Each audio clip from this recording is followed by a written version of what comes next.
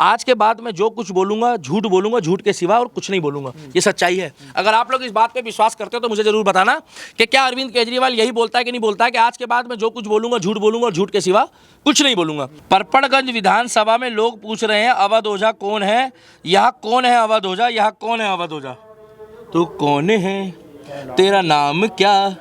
अरे social media में तू काम करता है बाबू, राजा जी बनने के सपने देखता है बाबू।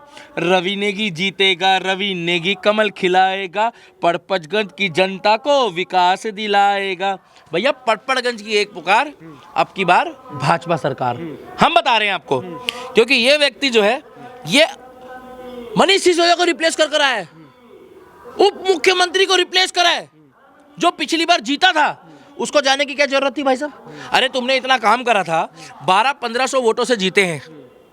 पिछली बार 2022 में गौतम गंभीर जी, दो पूर्व एमपी रहे हैं ईस्ट दिल्ली के, उन्होंने बोल दिया था कि मैं गारंटी दे रहा हूँ मनीष सिसोदिया 1200-1500 वोटों से, 1200 या 1500 लगभग वोटों से जीता है।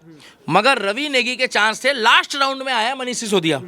तो अवध ओझा को पैराशूट लैंडिंग कराई। ये देखो भाई साहब, ये पूछोगे नहीं ये कौन है? आम आदमी पार्टी में हो गई है बगावत, ये अवध ओझा है।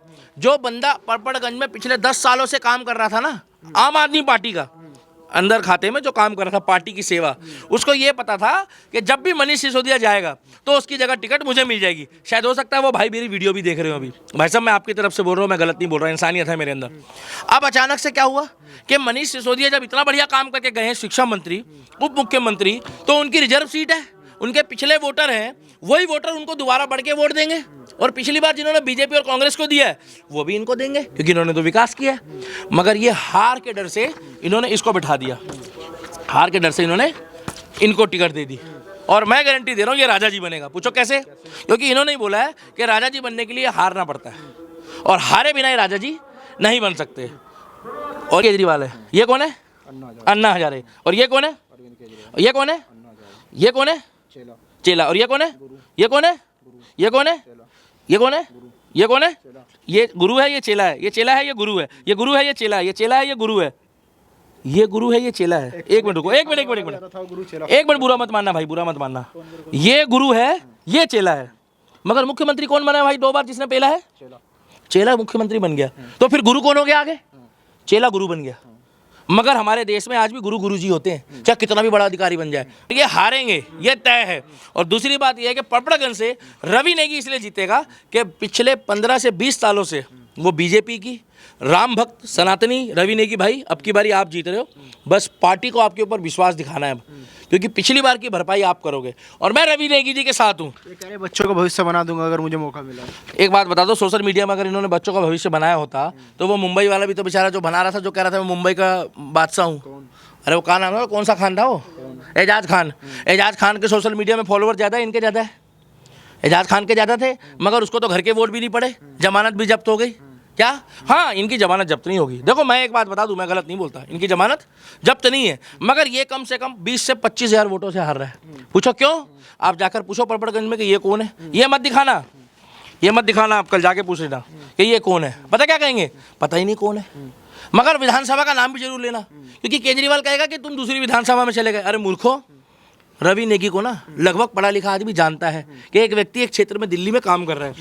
अब आप ये देख लो, पैराशूट लैंडिंग हो रही है, कोई बड़ी बात नहीं, कांग्रेस और बीजेपी में भी हो जाए। अंदर की बात बता रहा हूँ मैं, इसके बारे में बाद में बात करेंगे। भाई बात करो तो न्यूट्रल करो, राष्ट्रवादी बन के, है ना। नेतागिरी वाली बात क्या करनी है? ये अरविंद, मगर आज तक आपने कहीं सोशल मीडिया में देखा हो कि अब इलेक्शन आ गया, हम भी इसके पर्चे खोलेंगे, कि अन्ना हजारे जी के पास कभी आशीर्वाद लेने गए हो फार्म भरने से पहले? अन्ना हजारे जी का हालचाल पूछा हो?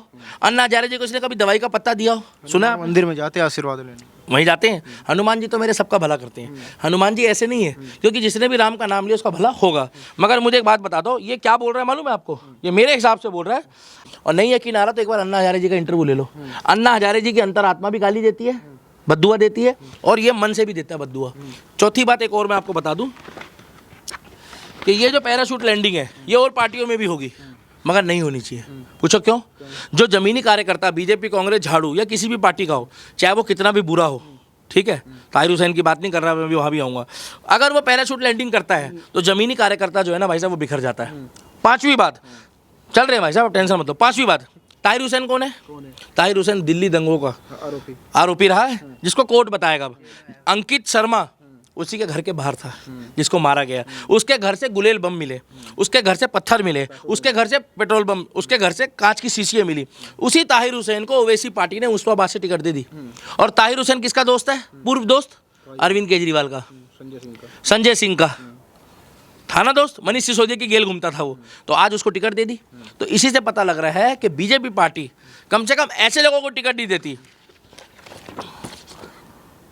अब आप आ जाओ। ओझा फिर तो अच्छे आदमी हैं। देखो भाई साहब, ये राजा जी बनेंगे, और राजा जी पड़गंज वाले बना दो, रवि नेगी आएगा, कमल खिलाएगा।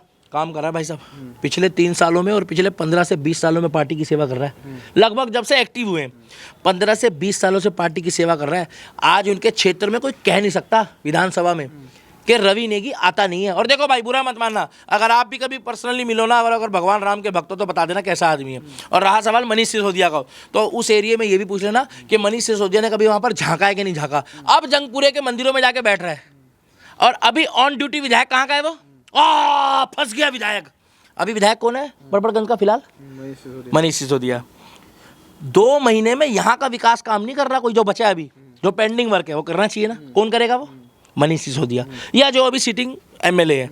मगर वो जंगपुरा में क्या कर रहा है? वहाँ पर भी फुद्दू बनाने जा रहा है लोगों को, और यहाँ के लोगों को उसने रुसवा छोड़ दिया। ये बात तो रवि नेगी जी आप भी बोलना कि 2 महीने रह गए इलेक्शन को, यहाँ की विधानसभा छोड़कर वहाँ कंपेनिंग कर रहा है, और यहाँ की जनता के लिए उसके बाद टाइम नहीं है पिछले 5 सालों से। और यहाँ के कार्यकर्ता को भी फुद्दू बना दिया, क्योंकि अवध ओझा आ गया, पैराशूट लैंडिंग करी, अरविंद केजरीवाल की गोदी में बैठा और मोए मोए हो गया।